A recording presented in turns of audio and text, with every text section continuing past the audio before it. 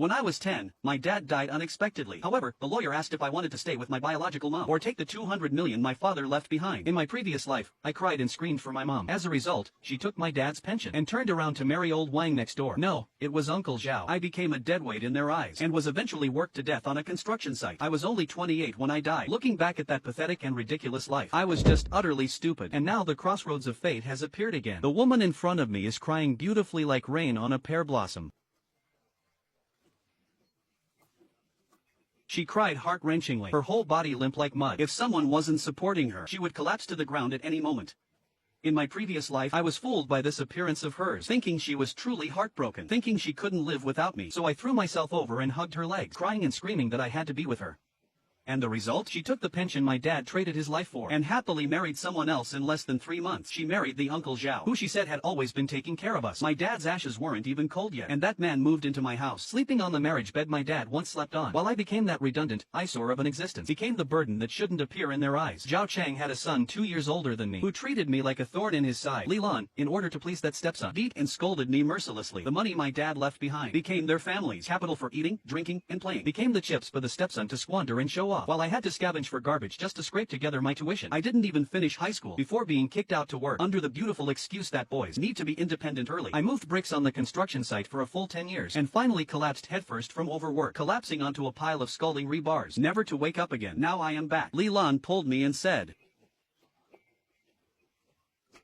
She pulled me, her tears and snot smearing all over my face, but deep in her eyes hid something else, hid an imperceptible urgency and greed. Seeing this situation, I didn't cry and make a fuss like in my past life. I just quietly and coldly watched her perform. At this time, my dad's good friend from his lifetime walked over, who was also his proxy lawyer, Uncle Zhou. Lawyer Zhou sighed and patted my shoulder. Then he took out a document from his briefcase. Lawyer Zhou said, Li Lan, Xiaoyi, this is the will Brother Ning made before he died. Lawyer Zhou's voice was unusually heavy. Brother Ning considered all situations. He has an asset of 200 million under his name, which has been notarized. Now there are two choices. First, Xiaoyi goes with you. This money, as a pension and child support, will be kept by you until Xiaoyi becomes an adult. Hearing this, Li Lan's breathing instantly became rapid. A terrifyingly bright light burst from her eyes, staring intently at that will document. Second, if Xiaoyi chooses not to go with you, this money will be transferred to a trust fund supervised by me. Xiaoyi has the sole right of disposal, and you, Li Lan, will not get a single cent. The air seemed to freeze in an instant. Everyone's gaze focused on me, a 10-year-old child. Li Lan's body visibly stiffened. She glared at Lawyer Zhou in disbelief, as if saying, how could you propose such a choice? Immediately after, she quickly put on a heartbroken expression and hugged me tightly in her arms. Li Lan wailed and said, Lawyer Zhou, how can you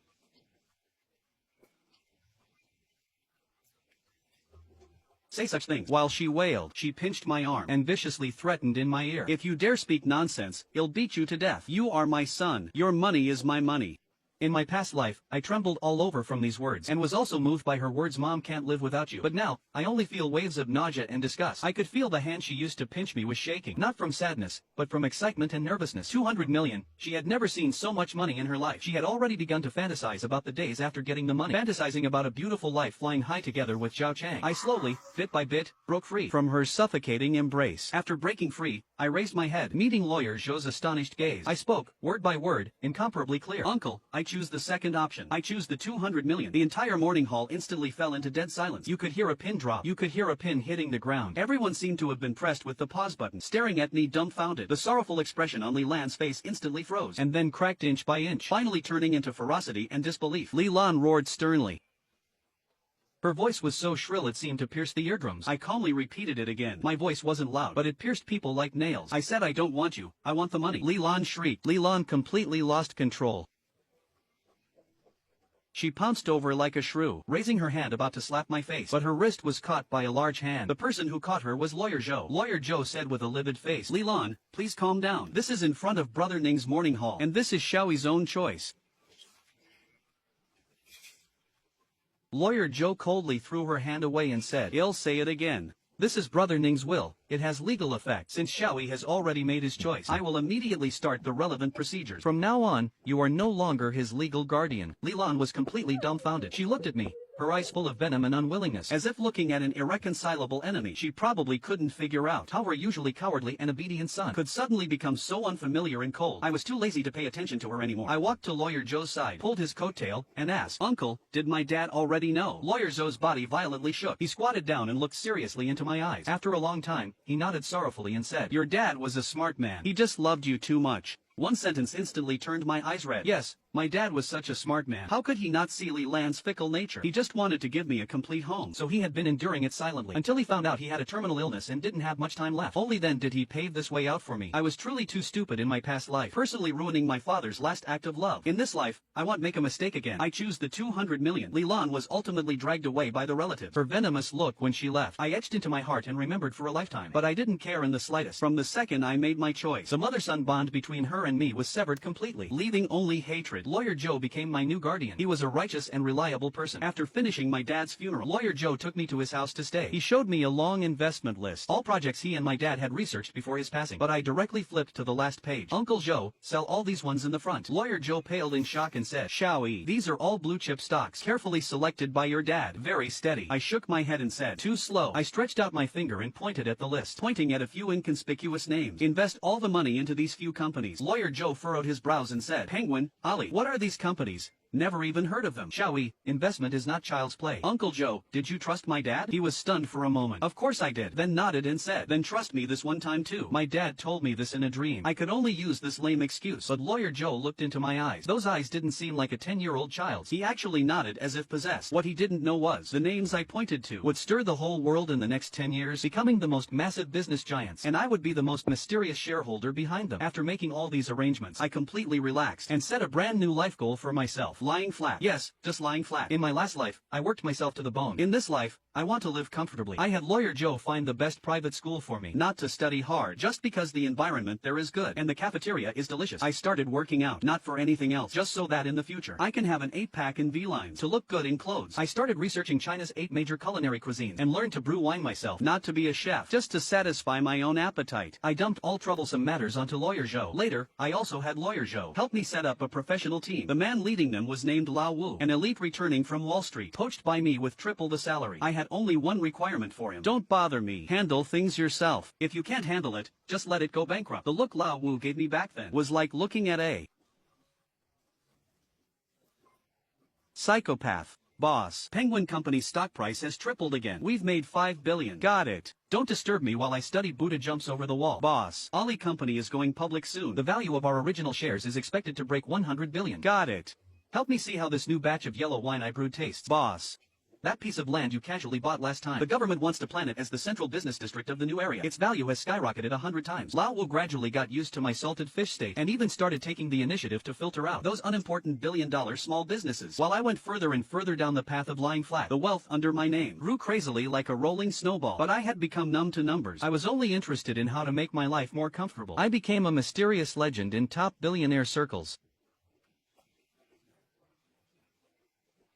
They only know there is a mysterious Mr. Ning, wealthy enough to rival a nation but extremely elusive. Until I was 18, the appearance of a woman broke my peaceful lying flat life. Xiao Wanqing, my former fiancée. The engagement between Xiao Wanqing and me was an arranged marriage decided by our grandfathers. After my dad passed away, our family declined, so no one mentioned this marriage again. But no one expected that the inheritance my dad left in 10 years would develop into a massive business empire. Although I deliberately kept a low profile, the re-emergence of the Ning family still caught the Xiao family's attention. So on my 18th birthday, the old master of the Xiao family brought his precious granddaughter and paid a personal visit under the beautiful excuse of fulfilling the past engagement. The first time I saw Xiao Wanqing was in the living room of Lawyer Zhou's house. She was wearing a proper white skirt suit, her long hair pinned meticulously behind her head, wearing exquisite light makeup on her face. She was beautiful, but like an iceberg, radiating a chill that kept strangers away. She was that standard type of strong career woman, cultivated as the family heir, rational, powerful, calm. Rumor had it that at 20 she obtained dual doctoral degrees, took over the family business at 22 with ruthless methods, making a bunch of old foxes in the business world fear her. In her world, there were only careers, interests, and data. Emotions were regarded as the most useless weakness. Ning-yi, right? She sat across from me, legs crossed, her gaze like a scan, sweeping over me once, carrying undisguised scrutiny and contempt. I had just come back from the gym then, wearing loose sportswear, my hair still carrying the dampness of sweat. I responded lazily, leaning back on the sofa, casually picked up an apple and started munching. My attitude obviously displeased her. She frowned slightly. I heard you stopped studying after graduating from high school. Studying is too tiring. Then what are you doing now? Working out, cooking, brewing wine, researching how to lie flat more comfortably. I told the truth. The corners of Xiao Wanking's mouth curved into a mocking arc. So you are just an idle, useless rich kid. You could understand it that way. I shrugged indifferently. She let out a cold laugh. The disdain in her eyes deepened. Ning-ee. Let's open the skylight and speak brightly. Be frank. This marriage was a joke from our grandfathers. It can't be taken seriously. My, Xiao Wanking's, husband must be a strong man who can stand shoulder to shoulder with me, instead of a piece of trash who only knows how to eat, drink, and play. So what then? I looked at her with interest. So I hope you take the initiative to tell my grandfather to cancel this engagement, she said in a commanding tone. As compensation, I can give you a sum of money, or arrange a relaxed position for you in our company. I almost spit out the apple in my mouth. Give me money, arrange a position. Did she know that her proud Xiao group, in my eyes, didn't even amount to the fractions of my assets? Looking at her high and mighty appearance, I suddenly found it very amusing. In my last life, I didn't even have the qualification to meet her once. In this life, she was sitting right in front of me, offering to compensate me in a charitable tone. I wiped my mouth and said with a smile, all right. Xiao Wanqing was stunned for a moment, seemingly not expecting me to agree so readily. What kind of compensation do you want? She recovered that iceberg face. I don't want money and I don't want a position. I stood up and walked up to her, leaned down and got close to her ear. She subconsciously backed away, but her body stiffened. I could smell on her that cold perfume scent. I lowered my voice and said at a volume only the two of us could hear. I want you to go tell your grandfather yourself that you are unworthy of me, Ning-ee. Xiao Wanking's pupils violently shrank. She probably hadn't heard such arrogant words in her entire life. She violently pushed me away and stood up. Her beautiful face flushed red with anger. You shameless. Face is earned by oneself, not given by others. I sat back down on the sofa, crossing my legs. Miss Xiao, you were the one who looked down on me first. Is that not so? She looked down at me from above. People like you, besides knowing how to be reincarnated into a good family, what else can you do? Idling around all day waiting to die. What's the difference between you and a parasite? The difference is, I enjoy it. I spread my hands. My life is mine to control. Unlike some people, living like a precise machine, having to calculate gains and losses even for emotions. My words obviously hit her sore spot. Her face paled a bit, and she clenched her fist. People walking different paths cannot make plans together. I will go dissolve the engagement. From now on we have nothing to do with each other. After saying that, she turned and left without looking back. That arrogant back was like a defeated, yet unyielding swan. Lawyer Joe walked out of the study with a worried face. Xiao-yi, weren't you too impulsive? The Xiao family has significant influence in the capital. Uncle, don't worry. She wanted to break the engagement herself. It wasn't me driving her away. Besides, a person who can't even dictate her own marriage, how successful can she be? I looked in the direction Xiao Wanqing disappeared, without a single ripple in my eyes. In my past life, she was the bright moon hanging high in the sky. I didn't even have the right to look up to her. In this life, in my eyes, she is just a pitiful person trapped by her family. I look forward to what kind of broken expression she will have.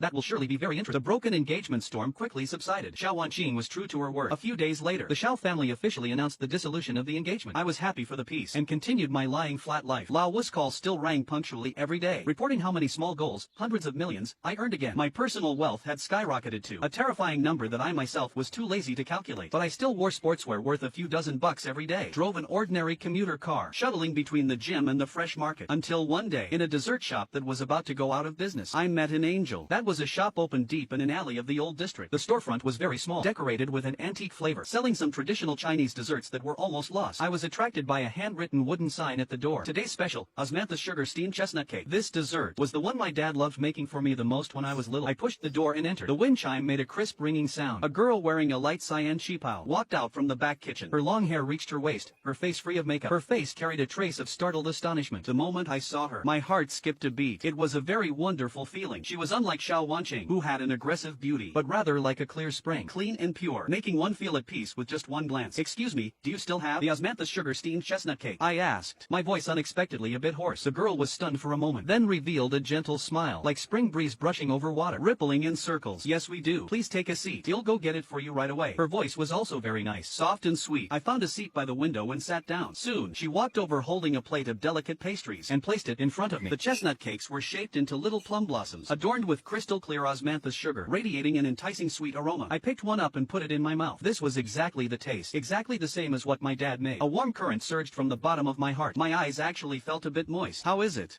Is it good? The girl sat across from me, resting her chin in her hands, looking at me expectantly. I praised from the bottom of my heart. It tastes exactly like what my dad made. Really? Her eyes lit up. This dessert was passed down from my grandmother. She said very few people know how to make it nowadays. Your grandmother must have been amazing. She probably puffed out her little chest. Yeah. My name is Shin-Yu-Chu. I opened this shop. And you? My name is Ning. We chatted like friends who had known each other for a long time. I learned she came from a family of chefs. Her ancestors were royal chefs. She grew up exposed to these traditional crafts, constantly influenced by what she saw in her. She didn't like the 9-to-5 of big companies, so she opened this little shop herself, just wanting to pass down these beautiful flavors. Her values were unexpectedly similar to mine. We both liked a slow-paced life. Both had an almost stubborn love for traditional culture. That afternoon, I sat in that small dessert shop and chatted with her for a very long time. The sunlight spilled on her through the window lattices, plating her in a golden halo. Watching her sparkling eyes when she spoke, and the cute smile she inadvertently revealed. Somewhere in my heart felt as if it had been filled. I suddenly felt that my heart, which had become old and hard because of rebirth, began to become soft again. From that day on, Shin-Yu-Chu's dessert shop became my new base. I would go every single day without fail, sometimes to eat a serving of the dessert she personally developed, sometimes to drink a cup of tea she personally brewed, but most of the time, I just sat there, quietly watching her work. She was very busy. She was the only one in the shop, just her alone, preparing ingredients, making things, serving customers, cleaning up. She did it all herself, but she never complained, always wearing a satisfied smile on her face. I started to learn to help her. At first it was helping to wash dishes, later it was helping to sort vegetables, and even later, she even allowed me into her back kitchen to watch her make desserts. Her back kitchen wasn't big, but it was kept very organized. Various utensils were placed neatly. She was very focused when working, like a devoted artist. Watching those slender hands of hers turn ordinary ingredients into exquisite pieces of art was an enjoyment. Once when I was helping her move a heavy bag of flour, because I had just been working out, I only wore a tight sports tank top. Shin-Yu-Chu stood behind me, looking at the muscles tensed from exertion. Her cheeks blushed slightly. Ning-yi, your figure is really nice. I put down the flour bag, turned around and deliberately puffed my chest out. Want to try how it feels? I thought she would run away shyly. I didn't expect she actually reached her hand out. Her fingertips were slightly cool, carrying a hint of sweet sticky rice aroma, gently touching the grooves of my abs. Wow. Like she had discovered a new continent. Her eyes went round and wide. My body instantly tightened. A heat rushed from my abdomen straight to my head. I've lived 2 lives, and it was the first time I'd been teased by a girl like this. Seeing her innocent and curious look, I didn't know whether to laugh or cry. I grabbed her mischievous little hand. Her hand was very soft, as if there were no bones. I lowered my voice and leaned close to her ear. Her face completely turned red in an instant, like a ripe apple.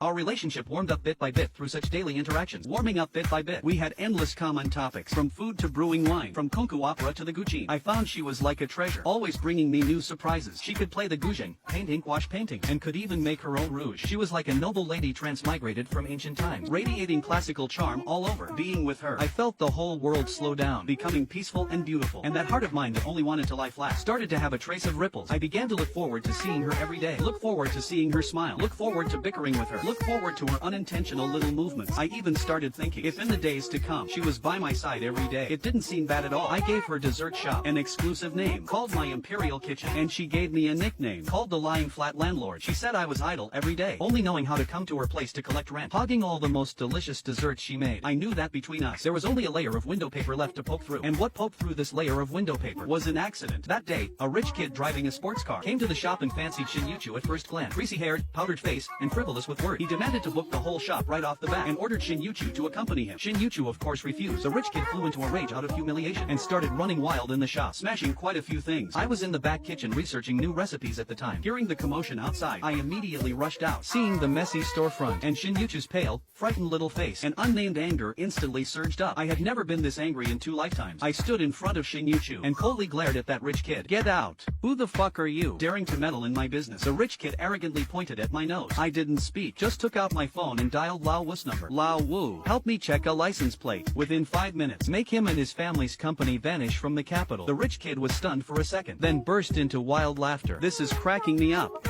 Do you think you're shooting a movie? 5 minutes to make my family vanish. Do you know who my dad is? I quietly watched him, like watching a dead man. In less than 3 minutes, the rich kid's phone rang. He answered the phone, and the smile on his face instantly froze. What? Dad, what did you say? The company's accounts have been frozen. All partnerships are canceled. How is that possible? Who? His voice trembled from fear. Finally he fell to his knees with a thud. The phone slipped from his hand. He looked up, looking at me with the gaze of looking at a monster, his lips quivering, unable to say a single word. Can you roll out now? I said indifferently. He scrambled and ran out, abandoning even his flashy sports car. The shop returned to quiet. Shin-Yu-Chu looked at me, her beautiful eyes filled with shock and a trace of admiration. You, I turned to look at her, tenderly wiping away the tear stains on her face. Her lips were as soft as I imagined. carrying the clear sweetness of osmanthus sugar. She froze at first, like a frightened little deer, then slowly relaxed, awkwardly responding. This kiss was very light and shallow, but like an electric current hitting my heart. A long while later, I reluctantly let her go. She lowered her head, her face so red it could bleed, not daring to look at me. Shun Yu Chu. I cupped her face, made her look into my eyes, and said seriously, "Will you be my girlfriend?"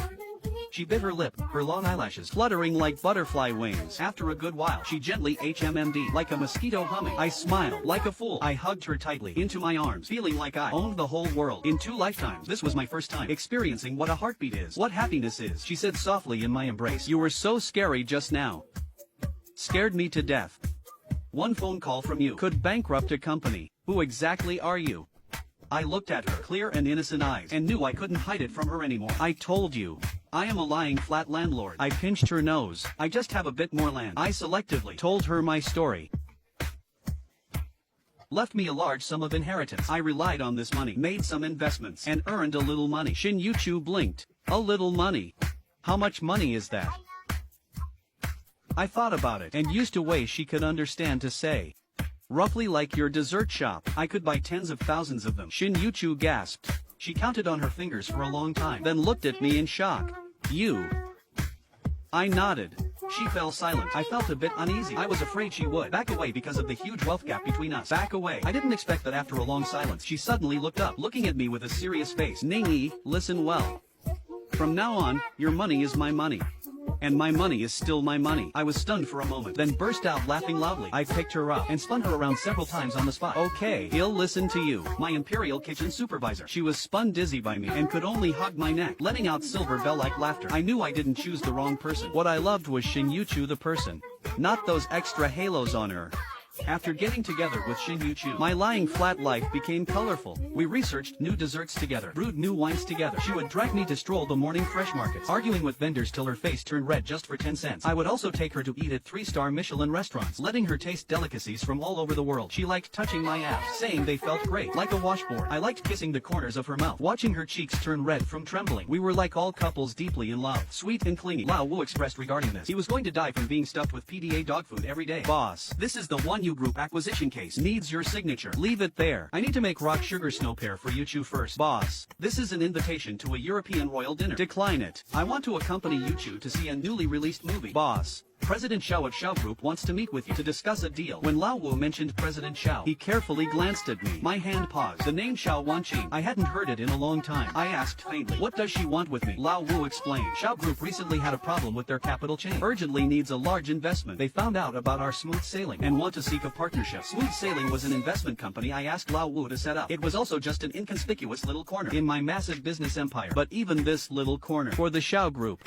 was a colossal entity they had to look up to. The tables really do turn. That high and mighty iceberg CEO who said I was unworthy of her back then is actually coming to beg me for investment now. A playful smile curved on my lips. "Tell her, if she wants to talk, she can personally come to my Imperial Kitchen." The Imperial Kitchen being Yu Chu's dessert shop. Lao Wu looked confused. "Tell her to bring the proposal. Let me see her sincerity. I want to see." When Xiao Wanqing sees me and Shin Yu Chu together, when she sees that trash she once despised the most has transformed into an existence she must look up to now, what kind of wonderful expression she will have. I am really looking forward to it more and more. When Xiao Wanqing arrived, I was in the back kitchen, making Shin Yu Chu's favorite crab roast soup dumplings with her. I was wearing a white chef's uniform, wearing an apron, my hands covered in flour. Shin Yu Chu was like a little kitten, hugging my waist from behind, resting her chin on my shoulder, while stealing bites of the crab roe I had just steamed, and directing me, "The pleats here don't look nice. Redo it. How can this be considered passable?" This supervisor has the final say. I let her mess around, occasionally turning my head to kiss her cheek. The kitchen was filled with the aroma of food and the sweet air between us. Xiao Wanqing pushed the door open and came in right at this moment. Today she was wearing a black professional suit, her hair meticulously styled as always. Her face carried exhaustion and anxiety, but she still tried hard to maintain that iceberg CEO facade. When she saw the scene in front of her, her whole person petrified. She probably couldn't have imagined even in her dreams that the legendary, mysterious, all-powerful behind-the-scenes boss of Smooth Sailing would actually be that trash she despised the most back then. What she expected even less was that this trash was currently wearing an apron in the back kitchen of a small dessert shop, personally making soup for a girl. And that girl was using a posture declaring ownership, intimately hugging him. Xiao Wanqing's face instantly turned pale white. Her eye contained coldness. full of shock and fear, and a trace of fluster she didn't even notice herself. President Xiao, you're here. I acted as if I had just seen her, wiped my hands, took off the apron, and gave a lukewarm greeting. Xin Yuchu also poked her little head out from behind me, curiously looking at Xiao Wanqing, then asked me in a low voice, Ningyi, who is she? A beggar. I smiled and pinched her nose. Xin Yuchu couldn't hold back and laughed out loud. Xiao Wanqing's face instantly turned from pale to livid, then from livid to red. A brilliant display of color. She clenched her fists, her nails digging deeply into her palms. She squeezed out a few words through her teeth. Ningyi, don't go too far. Too far? I raised an eyebrow. President Xiao, if I remember correctly, it was you who personally said back then that we had nothing to do with each other. Xin Yuchu walked to the table outside and sat down, placing a steamer of piping hot soup dumplings in front of me. Taste them, fresh out of the steamer. Only then did I slowly look toward Xiao Wanqing and made a pleased gesture. President Xiao, take a seat. What's the matter? Speaking with a dismissive attitude, as casual as if brushing off an insignificant person. This was completely different from the business negotiation she imagined. There was no intense confrontation, no crossing of swords in debate, only crushing. It was a naked, all-around crushing. Xiao Wanqing took a deep breath, forcing herself to calm down. She pulled out a chair and sat opposite me, taking a thick document out of her bag and pushed it in front of me. Mr. Ning, this is our Xiao Group's development plan for the next 5 years, as well as the financing plan for this time. I hope. Stop. I raised my hand and interrupted her. President Xiao, you seem to have gotten one thing wrong. Oh? Right now, you are begging me. Not me begging you. I leaned back in my chair and said slowly and methodically, I am not interested in your plan. I just want to ask you one question. I pointed at Xin Yuchu beside me and then pointed at myself. Do you think she and I are a good match? Xiao Wanqing's body jolted violently. She looked at me, then looked beside me at Xin Yuchu, who was taking small bites of her soup dumpling with a look of pure happiness on her face. Her lips moved, but she couldn't say a single word.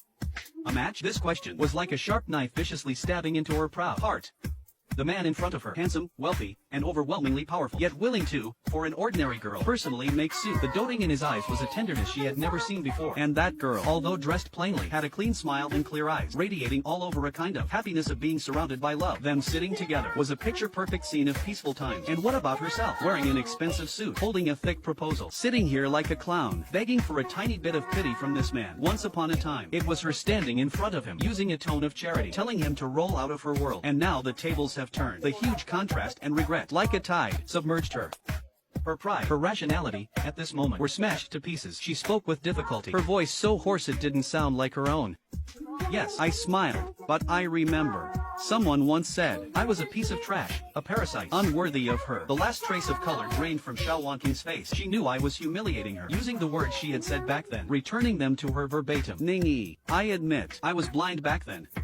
She closed her eyes, as if using all the strength in her body. I apologize to you, but business is business. This cooperation is really important to the Xiao Group. I'm begging you. Begging me? I interrupted her. President Xiao, in what capacity are you begging me? As a former fiancé? Or as a defeated opponent? Xin Yuchu listened from the side, completely confused, but she smartly didn't interrupt, just silently placed a soup dumpling in my bowl, and then used those clear eyes of hers to silently support me. This tiny gesture shattered Xiao Wanqing's defenses, completely shattered. She saw that between us was that unspoken, tacit understanding, that intimacy, blended into flesh and blood. That was something she would never get. She always thought what she pursued was the pinnacle of the world, absolute power. But it wasn't until today that she realized, when she stood at the top, looking down at everyone, how empty and cold her heart was. She won the whole world, but lost the only person who could have warmed her. Ningyi, she spoke again, her voice carrying a sob. I beg you. She cried, that always aloof, ice-cold Xiao Wanqing actually cried. Tears rolled down her delicate cheeks, dripping onto that proposal she was so proud of, blurring into a water stain. I quietly looked at her, without a single ripple in my heart, only total indifference. In my past life, I might have softened because of her tears, but not anymore. I picked up that proposal, without even looking at it, and tossed it straight into the trash can beside me. President Xiao, I stood up, looking down at her from above. Let me tell you one more thing. I have no interest in acquiring a company that's about to go bankrupt, especially when the boss of this company is you. After saying that, I didn't look at her again, took Xin Yuchu's hand, turned and walked into the back kitchen. From behind came Xiao Wanqing's uncontrollable, broken crying. I knew that from today on, this woman's pride had been crushed by my own hand, and this was only just the beginning. Xiao Wanqing left dejectedly like a walking corpse. I didn't pay attention to her aftermath, because an even more disgusting person came knocking on the door. Li Lan, my biological mother. She didn't know where she found out about Xin Yuchu's dessert shop, and directly blocked the doorway. Haven't seen her in 10 years. She had aged a lot, and looked much more haggard. The still charming woman from back then. now had a face full of wrinkles and scheming. One look and you knew. She and Zhao Chang hadn't lived well these years. In the past life, they took my dad's money and squandered it boundlessly. Zhao Chang also picked up gambling and quickly lost the entire family fortune. This time, without my dad's money, they probably had an even harder time. As soon as she saw me, she pounced on me, trying to hug me just like 10 years ago. I dodged sideways in disgust. She started her crying and wailing performance again. If you have something to say, say it, I said coldly. If not, get lost. Xiaoyi, how can you speak to your mom like this? Mom knows you still blame mom. But mom had her difficulties back then. Uncle Zhao and I have lived so bitterly these years. He was cheated in business and owed a huge debt. We can't even afford to eat now. Xiaoyi, you're successful now. You can't just ignore mom. She wiped her tears while playing the victim and was about to kneel down as she spoke. I frowned. Xin Yuchu walked out of the shop. Seeing this scene, she was a bit at a loss. Ningyi. This is an irrelevant person. I shielded Xin Yuchu behind me, not wanting her eyes to be dirted by such a filthy scene. Li Lan screamed shrilly, pointing at Xin Yuchu. Were irrelevant people? A vixen, trying to snatch my son from me? Xin Yuchu's face pale. My face completely darkened. I spoke word by word, my voice cold as ice. You'll say it one more time. Get lost.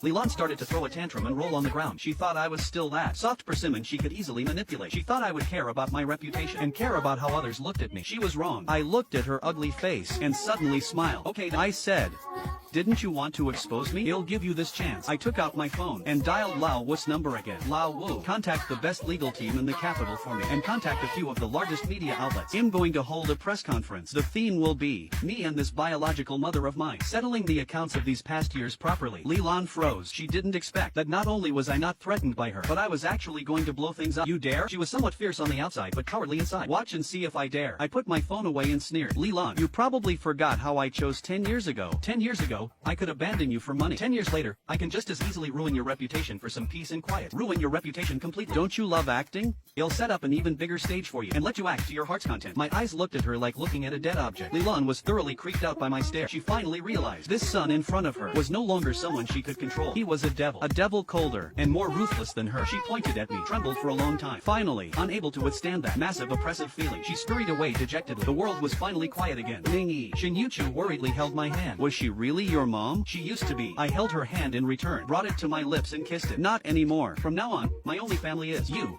Xin Yuchu looked at me. Tears of heartache welled up in her eyes. She didn't ask anything else, stood on her tiptoe, and gave me a warm hug. Don't be afraid. You have me from now on. I hugged her, feeling that all those haze left over from my previous life was little by little being chased away by her sunshine. Yes, I still have her. That's enough. I thought after Li Lan was scared off by me, she would leave it at that. But I still underestimated her shamelessness. A few days later, suddenly, on the internet, overwhelmingly, a lot of black material about me appeared. Mysterious billionaire Ningyi is actually a modern-day Chen Shumi, abandoning a wealthy heiress, discarding his poor old mother. Shocking secret. The history of the billionaire's rise to fortune was actually by blood-sucking his biological mother. A loving mother's tearful accusation. Unfilial son abducted by a vixen. Essay after essay filled with blood and tears painted me as an ungrateful, snobbish, lust-blinded ingrate. And Li Lan became a hard-working, pitiful mother abandoned by her son. Xin Yuchu naturally became that vixen who ruined our mother-son relationship. There were also a few sneak shots of me and Xin Yuchu eating at a street-side small restaurant. For a time, public opinion was in an uproar. Countless netizens unaware of the truth were incited by these essays and started frantically attacking and condemning me online. My name made it to the trending searches for the first time in this way. There were even some extreme netizens who doxed Xin Yuchu's dessert shop, splashed paint and threw rotten eggs at the storefront, insulting her as a shameless homewrecker. Xin Yuchu was terrified, didn't dare to open the shop for days. She hid in my arms, crying from feeling wrong. I hugged her, my heart aching beyond words. Ningyi, I didn't. Sobs. I know. The killing intent in my eyes was stronger than ever before. Li Lan, Zhao Chang. I originally just wanted to leave you to fend for yourselves, but you insisted on provoking the person I care about the most. Then don't blame me for being ruthless. I had Lao Wu investigate, and the results came back quickly. Behind all of this, it was indeed Li Lan and Zhao Chang's doing. They found a third-rate marketing company, paid for internet trolls, directed and acted out this grand drama themselves. And what surprised me even more was that behind this incident, there was actually the shadow of Xiao Wanjing. Although she didn't participate directly, her PR company played a role in fueling the flames in this public opinion war. Fine. Just fantastic. One is a shameless biological mother. One is an unresigned former fiancé. Since you like to join forces, I'll send you both to hell together. I wasn't in a hurry to clarify, nor did I pull down the trending searches, but let the public opinion continue to ferment, because the higher they stand, the harder they will fall. 3 days later, just when the whole internet's condemnation of me reached its peak, I held that press conference specially prepared for Leland. The venue of the press conference was in the capital's top 7-star hotel. In its largest banquet hall, I invited hundreds of mainstream media across the country. The scale was unprecedented. Leland was also invited by me to the scene. She probably thought I was going to yield, and paid her to settle the matter. Wearing a smug smile on her face, Xiao Wanqing came too. She sat in an inconspicuous corner, wanting to see how I would wrap this up. I wore a proper handmade suit. Holding Xin Yuchu's hand, I walked onto the press stage. Xin Yuchu was a bit nervous. Her palms were sweaty. I gave her a comforting smile. Camera flashes went off like crazy. I cleared my throat, and facing the countless microphones and lenses in front of me, spoke my first sentence. Hello everyone, I am Ning Yi. Inviting everyone here today is to tell you all a story about a choice. I told the story of what happened when I was 10, exactly as it happened. From my dad's will to Leland's threats, and to my final choice. I spoke very calmly, without a single emotional fluctuation, as if narrating an event that had nothing to do with me. But the entire venue fell into a dead silence. All the reporters were stunned. They probably didn't expect the truth of the matter to actually be such a shocking reversal. Leland's face instantly turned deathly pale. She wanted to rush up and retort, but was firmly held down by the bodyguards I arranged. Of course, words are no proof. I snapped my fingers. A big screen behind me lit up and started playing an audio recording. It was from 10 years ago at the morning hall. The words Leland threatened me with right in my ear. The voice was incomparably clear. It was what I asked Lawyer Zhou to extract from the voice recorder he carried with him back then. To extract. My dad was suspicious when he was alive. Lawyer Zhou, just in case, recorded all the conversations back then. I didn't expect it would come in handy today. As soon as the recording came out, the whole venue was in an uproar. The reporter's camera flashes were all aimed at the ashen-faced Leland. Leland screamed crazily. I smiled. Wait a moment. The good show is yet to come. The scene on the big screen changed and started playing a video. It was less than a month after my dad passed away. Li Lan and Zhao Chang in a high-end restaurant, toasting in celebration. Lan, I told you, that kid is an idiot. He'll definitely choose you. He is the son I gave birth to. Don't I know him? Once we get those 200 million, well, go travel the world. Come to our beautiful future. Cheers. In the video, the two of them smiled incomparably brightly, incomparably glaring. This video was recovered by Lao Wu using some special methods from the surveillance cameras of that restaurant. Ironclad evidence like a mountain. Li Lan could no longer argue her way out. She collapsed to the ground like a puddle of mud. It's not over yet, I said coldly. New evidence continued to appear on the big screen. Zhao Chang's gambling IOUs, the records of them selling off my dad's belongings. There were even neighbors' testimonies on how they abused a young me back then. Piece by piece, it pierced through the loving mother mask. The so-called loving mother, the so-called difficulties, in front of ironclad facts, became a massive joke. The entire press conference turned into a public execution of Li Lan and Zhao Chang, and I, from beginning to end, was just a calm bystander. Finally, the big screen froze on a document. Declaration of severing mother-son relationship.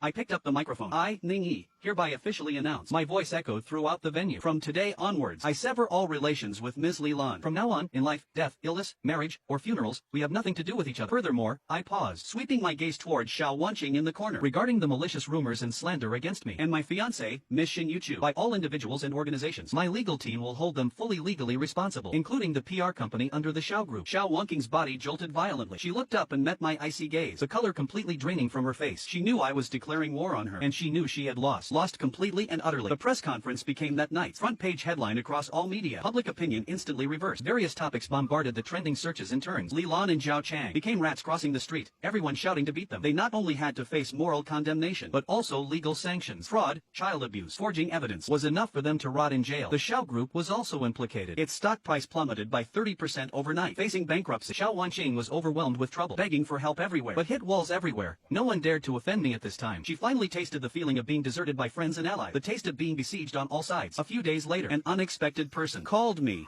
It was Xiao Wanqing. Her voice was no longer icy, but full of exhaustion and hoarseness. Ning Yi, I lost. This was the first thing she said. I'm calling, not to beg you to let me go, but to ask you one question. Speak. If I hadn't broken off the engagement back then, would you?